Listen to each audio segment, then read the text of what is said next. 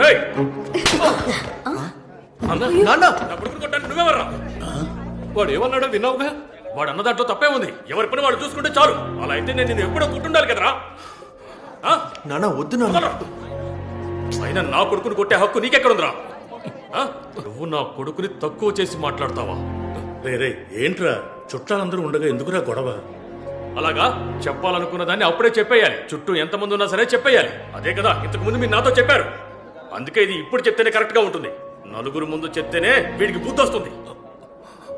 ఉద్యోగం సద్యోగం లేకుండా బేవర్స్గా తిరుగుతున్నాడు, వీడికి సపోర్ట్ చేస్తున్నావు. నీకు సిగ్గుగా లేదంట్రా? నాన్న ఇప్పుడు నీ వయసు ఎంత? నీ వయసు ఎంతో చెప్పరా? 26. వీడి వయసులో మీరేం చేస్తుండేవారు? ఏమీ చేసేవారు కాదు. సిగ్గు గురించి మాట్లాడారు కదా. కోళికోడ్లో పక్కింట్లో ఒక అమ్మాయితో మిమ్మల్ని చూసి కట్టి పడేసినప్పుడు ఆ